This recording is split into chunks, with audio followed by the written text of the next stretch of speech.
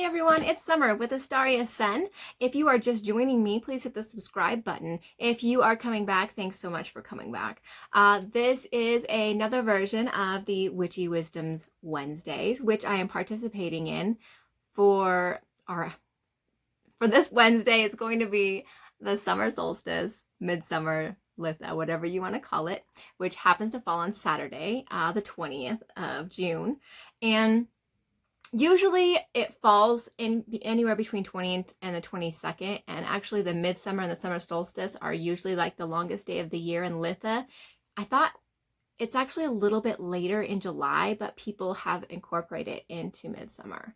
So I guess it's just where you stand on that balance. Anyways, so for this Witchy Wisdoms Wednesdays, we're doing the summer solstice, and you can participate if you'd like. Just feel free to do a VR to our theme this week. I'm participating with 6 other lovely ladies, so be sure to stay tuned at the end of this video for my playlist that has all the Witchy Wisdom Wednesdays we've been doing. I think we are we're in the late 40s of how many videos we have, and I've been putting every single one in there, so all the people who've done the summer solstice one, they'll be in there too. Anyways, well, of the Witchy Wisdom Wednesday ladies. So what I'm going to do, I'm not going to tell you everything about summer solstice or anything like that. It is the longest day of the year. What I am going to tell you about is the fairy aspects, because that's what I'm interested in, and that's what draws me into a lot of these things. This is my first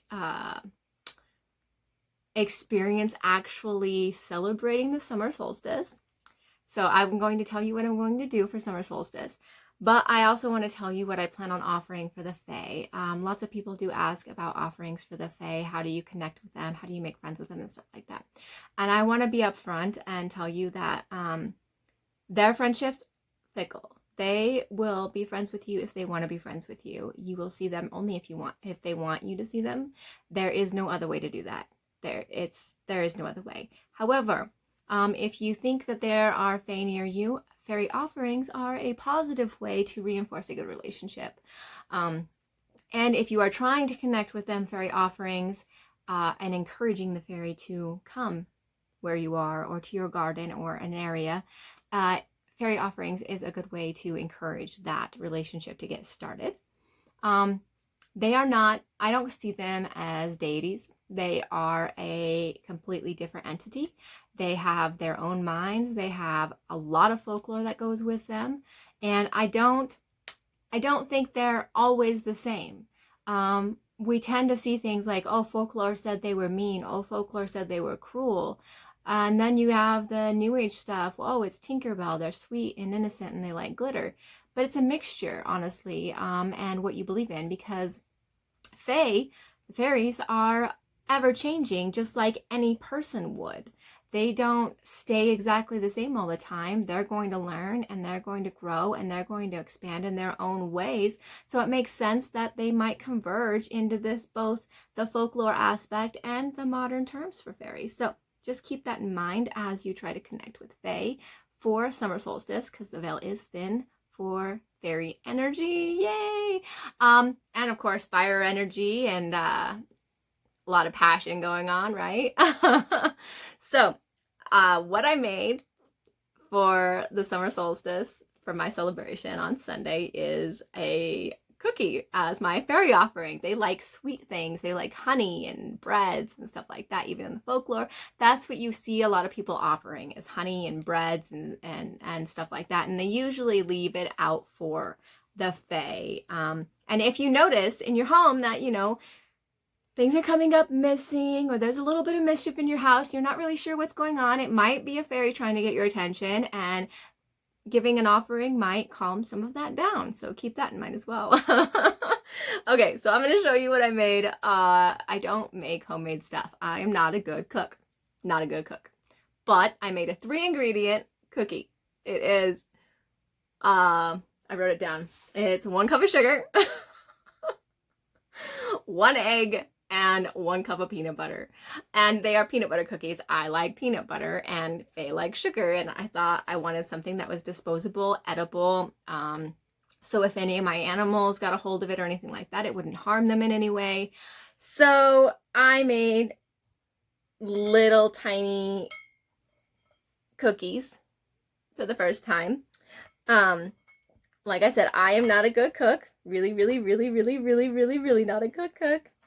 And I did try to put like an indent in them, which you can kind of see the face of. It was a sun indent.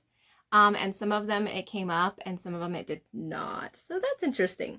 However, these little ones, I have a plate full. This is my offering plate, which I'm going to take things off of and use as my offering for summer solstice. And put it in different places because I plan on doing more than just being at home.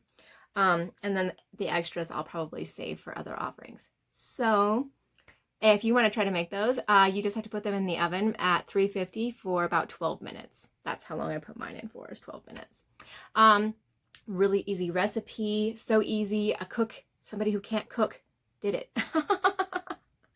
They're not perfect. They taste okay. I did try them, so I would eat them, so I'm okay giving them to the Fae. Other things I wanted to tell you about was that I do plan on doing my altar for summer solstice. So there will be a video coming out about that. And then the other thing I wanted to share with you is here in my hometown, we actually have a summer solstice celebration that happens every single year. It's not happening this year because of COVID, but there was a lady who bought like a whole section of land up on the mountain, which I've talked about in another video. But her name is Neil Forsling, and her original name is Elizabeth Paxton. She had her name changed, okay?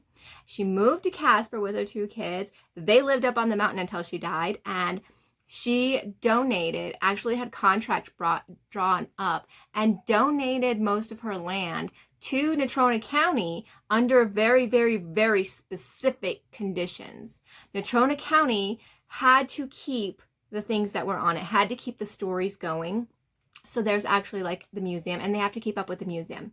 There's a museum that has all the Fae stories and witch stories in it that Neil had talked about, and her art and stuff like that. I want to go see the museum, but it's not going to be open this weekend because everybody will want to come up there for midsummer, and they've been very adamant about not wanting it to be open for midsummer because they want to encourage people to not be gathering for the COVID reasons. Anyways, so this place is called Crimson Dawn, that she calls her homestead Crimson Dawn. And here in Casper, she's basically the Witch of Casper. She's a very holistic person and everything. And so what I will be doing for summer solstice, but it won't actually be on summer solstice, I plan to go up to Crimson Dawn for the very first time because I never have.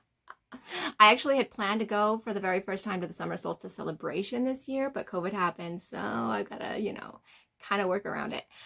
Anyways, the other thing that goes with the Neil Forsling is she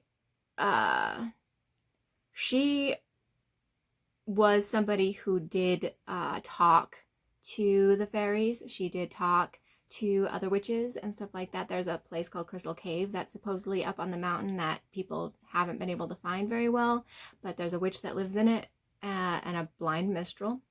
You can look stuff up on Neil Forsling. I did a lot of research on her recently because I just wanted to know more information about her. The woman's amazing. She really truly is amazing, and it's the folklore of Casper, as I said before. But I do plan on going up there, and for my summer solstice celebration here at home, I have a fire pit in the backyard that I'm going to go ahead and use, and I'm probably going to burn one of the cookies for the offering, as well as put one on my altar for the offering. I'm going to see if I can get my family involved in it, but if not, I am perfectly fine doing it all by myself. I may try to do some crafting for the summer solstice, which if I do, I'll try to record it and put it up on my channel so you guys can see what I do. That's about all I have. Honestly, it's been a rough week. It's been a long couple of weeks. All my spare time has been spent out at the cabin or dealing with family stuff here at home. So I haven't had a lot of time to do a lot of preparations, as much as I wanted to anyways. And today was just blown away. My grandmother had surgery this morning on her wrist. She hasn't been able to use her wrist in months, and they actually replaced part of her wrist. She's 80 years old, so I spent most of my day dealing with that, and then just errands, and the day did not go like I wanted it to.